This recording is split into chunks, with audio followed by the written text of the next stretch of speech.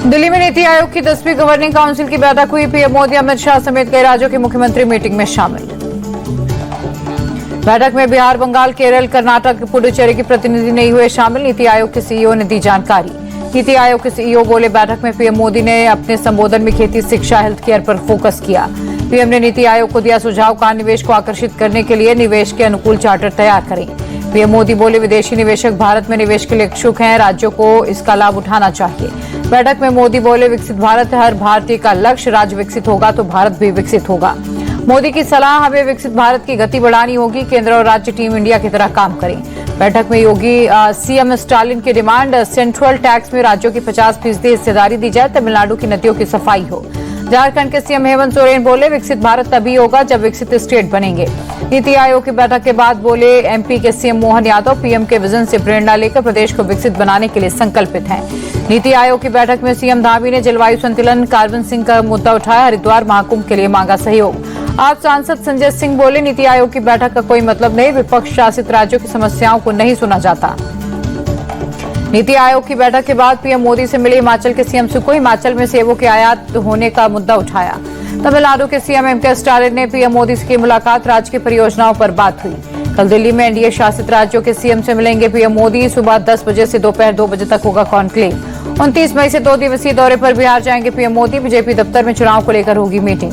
PM Modi Patna airport के नए terminal का करेंगे उद्घाटन, बिहटा हवाई अड्डे का करेंगे शिलान्यास, बिहार को अन्य दूसरी परियोजनाओं की देंगे सौगात। केंद्रीय मंत्री नित्यानंद राय ने जताया भरोसा, कहा बिहार के लोग अपने बच्चों के बेहतर भविष्य के लिए फिर से एनडीए को जिताएंगे। नित्यानंद राय ने लालू यादव पर साधा निशाना, कहा वो तो 15 साल से सरकार बनाने का दावा कर रहे हैं, जनता जंगल राज वालों को मौका नहीं देगी। बिहार के डिप्टी सीएम विजय सिन्हा का दावा, एनडीए सरकार में बिहार बदल रहा है, इसीलिए जनता भारी बहुमत से एनडीए को फिर जिताएगी। विजय सिन्हा ने प्रशांत किशोर को केजरीवाल का दूसरा रूप बताया, कहा केजरीवाल के नक्शे कदम पर ही चल रहे हैं प्रशांत किशोर।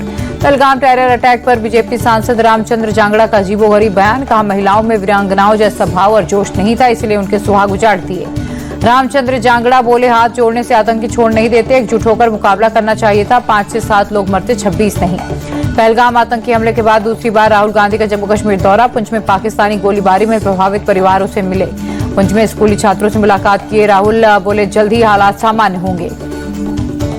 राहुल गांधी बोले, पीड़ितों से मिलकर उनकी समस्याओं को समझा, उनके 2-3 मुद्दे हैं जिनको राष्ट्रीय स्तर पर उठाऊंगा। राहुल गांधी पुंछ में गुरुद्वारा, गीता भवन, टेम्पल भी पहुंचे। पाकिस्तानी हमले में गुरुद्वारे और टेम्पल को पहुंचा था नुकसान।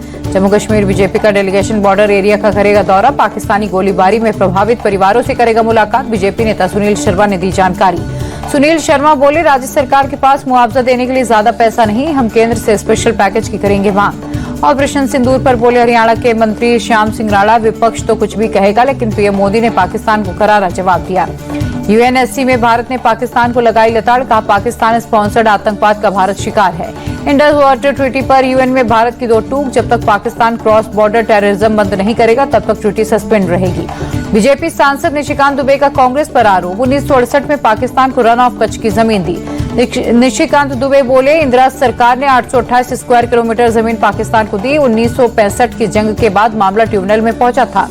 टोक्यो में सर्वदलीय डेलीगेशन ने भारतीय समुदाय से मुलाकात की। टीएमसी सांसद अभिषेक बनर्जी बोले, हम अलग अलग राजनीतिक दल से हैं लेकिन जब देश की बात आती है तो सभी एकजुट हैं। टोक्यो में भारतीय समुदाय के लोगों से बोले कांग्रेस नेता सलमान खुर्शीद, आतंकवाद को खत्म करना भारत का संकल्प। रूस के मॉस्को में बोले डीएमके सांसद कनिमोझी, पंडित नेहरू से लेकर पीएम मोदी तक सभी ने पाकिस्तान के साथ रिश्ते सुधारने की कोशिश की, लेकिन पाकिस्तान ने हमेशा आतंकी हमले का दर्द दिया। ऑपरेशन सिंदूर पर बोली कनिमोझी, भारत के पास जवाब देने के अलावा कोई विकल्प नहीं था, भारत ने जिम्मेदारी के साथ जवाब दिया। रामपुर से सपा सांसद मुहिबुल्लाह नदवी बोले, पाकिस्तान इस्लाम के नाम पर वजूद में आया लेकिन उसका इस्लाम से कोई वास्ता नहीं। मुहिबुल्लाह नदवी बोले, भारत ने सिंधु नदी का पानी रोका, इसके लिए पाकिस्तान खुद जिम्मेदार है। भारत में इतनी ताकत है कि पाकिस्तान को बूंद बूंद पानी के लिए तरसा सके। कानपुर में शुभम द्विवेदी के परिवार से मिलेंगे असम के मंत्री रंजीत कुमार दास, 5 लाख रुपए की आर्थिक मदद दी। जयपुर में एक दुकानदार ने अपनी दुकान का नाम मोती पाक से बदलकर मोती श्री रखा, मैसूर पाक मिठाई का नाम मैसूर श्री किया। गुजरात एटीएस के हाथों लगी बड़ी सफलता, कच्छ से सहदेव गोहिल नाम के जासूस को पकड़ा। गुजरात एटीएस ने कहा, जासूस सहदेव ने भारतीय सीमा की कई जानकारियां पाकिस्तान को भेजी। जासूस सहदेव ने बीएसएफ और नेवी की जासूसी कर पाकिस्तान को जानकारी भेजी। पाक एजेंट अदिति भारद्वाज के संपर्क में था। बलूच अमेरिकन कांग्रेस के प्रेसिडेंट तारा चंद की पीएम से अपील, बलूचिस्तान को आजाद कराने में करें मदद। बीजेपी विधायक कंवरलाल मीणा की विधानसभा सदस्यता रद्द करने का मामला, राजस्थान कांग्रेस चीफ डोटासरा बोले सरकार ने फैसला लेने में देरी की जिसमें गलत मैसेज गया। गृह मंत्री अमित शाह कल से 2 दिन के नागपुर दौरे पर होंगे, स्थानीय निकाय चुनाव की करेंगे समीक्षा। सीजीआई गवाही से मिले महाराष्ट्र के सीएम देवेंद्र फडणवीस, महाराष्ट्र विधानसभा को संबोधित करने के लिए किया आमंत्रित। विकसित कृषि संकल्प अभियान पर आयोजित प्रोग्राम में बोले कृषि मंत्री शिवराज चौहान, किसानों के हित में कृषि वैज्ञानिकों को लैब से निकाल खेतों में जाना पड़ेगा। नेशनल हेराल्ड केस में राहुल गांधी पर चार्जशीट दाखिल होने का मामला, कर्नाटक के मंत्री प्रियांक खरगे बोले बीजेपी का मकसद राहुल को चुप कराना है। नोएडा में मिला कोरोना का एक नया केस, 55 साल की महिला संक्रमित पाई गई। एक केस मिलने के बाद नोएडा के सीएमओ अलर्ट का, जिला अस्पताल में कोरोना टेस्ट शुरू करेंगे। हरियाणा की स्वास्थ्य मंत्री बोली कोरोना को लेकर घबराने की जरूरत नहीं, बस कोविड नियमों का पालन करें। कर्नाटक में कोरोना के 35 एक्टिव केस, स्वास्थ्य मंत्री दिनेश गुंडूराव बोले घबराए नहीं, एडवाइजरी फॉलो करें। छत्तीसगढ़ के स्वास्थ्य मंत्री ने जनता को दिया भरोसा, कहा फिलहाल प्रदेश में कोरोना का एक भी एक्टिव केस नहीं, लेकिन हमारी तैयारी पूरी। गोरखपुर के चिड़ियाघर में मिला बर्ड फ्लू का केस खत्म नहीं होने तक जू रहेगा बंद। अयोध्या में राजकीय सम्मान के साथ हुआ लेफ्टिनेंट शशांक तिवारी का अंतिम संस्कार, 22 मई को अपने साथी की जान बचाने के दौरान हुए थे शहीद। यूपी सरकार का ऐलान, लेफ्टिनेंट शशांक तिवारी का स्मारक बनाया जाएगा। 50 लाख रुपए की आर्थिक मदद, परिवार के एक सदस्य को सरकारी नौकरी दी जाएगी। डिप्टी सीएम केशव मौर्य के अखिलेश यादव को 2 टूक, यूपी की कानून व्यवस्था चुस्त और दुरुस्त है। यूपी के मदरसों में दीनी तालीम के साथ मॉडर्न एजुकेशन भी दिया जाएगा, एनसीईआरटी सिलेबस को जोड़ा जाएगा। यूपी के अल्पसंख्यक मंत्री दानिश अली बोले मदरसों के 15 लाख से अधिक छात्रों को मिलेगी बेहतर शिक्षा, प्रदेश में कुल 16,513 मदरसे हैं। एमपी के मंत्री विश्वास कैलाश सारंग बोले अगर किसी बेटी का जबरदस्ती धर्म परिवर्तन कराया जाएगा तो कानूनी कार्रवाई करेंगे। ओडिशा के संबलपुर में केंद्रीय मंत्री धर्मेंद्र प्रधान, तेंदुपत्ता के वर्कर को आर्थिक मदद के रूप में चेक सौंपा। केंद्रीय मंत्री धर्मेंद्र प्रधान बोले तेंदुपत्ता के वर्कर्स का ख्याल रखना हमारा दायित्व, बीजेपी सरकार बनाने में इनका बड़ा योगदान रहा। पुरी के श्री जगन्नाथ मंदिर में जल्द लगेगा anti drone system, DM Siddharth Shankar स्वयं ने दी जानकारी। गुजरात के जामनगर में अतिक्रमण के खिलाफ कार्रवाई, नागमती नदी किनारे 163 अवैध निर्माण हटाए गए। बक्सर ट्रिपल मर्डर पर बोले आरजेडी नेता मृत्युंजय तिवारी, नीतीश सरकार में अपराधी बेलगाम है। झारखंड के कोडरमा के रिफाइंड तेल से भरा टैंकर यहां पर पलटा, ग्रामीणों में तेल लूटने की मची होड़। पश्चिमी मिदनापुर के डेबरा में गैस टैंकर में धमाका, कई लोग घायल, कई गाड़ियां और घर क्षतिग्रस्त। राजस्थान के राजसमंद में तेज रफ्तार स्लीपर बस पलटी, 3 लोगों की मौत, 17 घायल। ड्राइवर की पिटाई पर बोले राजस्थान कांग्रेस चीफ गोविंद सिंह डोटासरा, पूरे राजस्थान में गुंडागर्दी चरम पर, किसी को कानून का खौफ नहीं।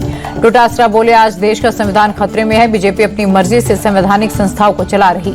एमपी के रतलाम में आसिम कुरैशी का नाम के एक युवक की गुंडाई, एक हिंदू नेता सूरज महावर को जड़ा थप्पड़।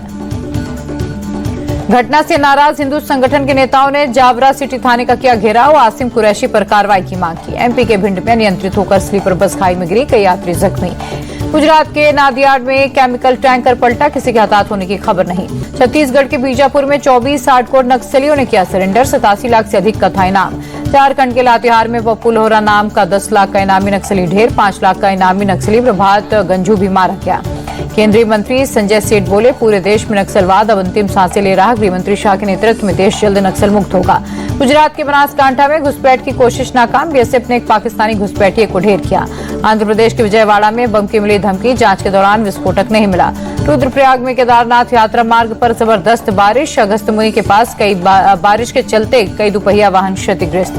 गुजरात के नवसारी समेत कई इलाकों में भारी बारिश, लोगों को गर्मी से मिली राहत। गुजरात में मौसम विभाग का अनुमान अगले 7 दिनों तक कई जिलों में हल्की से मध्यम बारिश होगी। केरल में मानसून ने 8 दिन पहले दी दस्तक, 16 साल में पहली बार इतनी जल्दी पहुंचा मानसून। पीएफ अकाउंट होल्डर्स के लिए खुशखबरी, सरकार ने वित्त वर्ष 2024-25 के लिए पीएफ पर 8.25% ब्याज देने की मंजूरी दी। खेल मंत्री मनसुख मंडाविया का ऐलान, नॉर्थ ईस्ट में खेलों को बढ़ावा देने के लिए खेल इंडिया नॉर्थ ईस्ट गेम्स हर साल होंगे। टेस्ट टीम में लंबे समय के बाद करुण नायर की वापसी, यशस्वी जायसवाल, साई सुदर्शन को मिली जगह।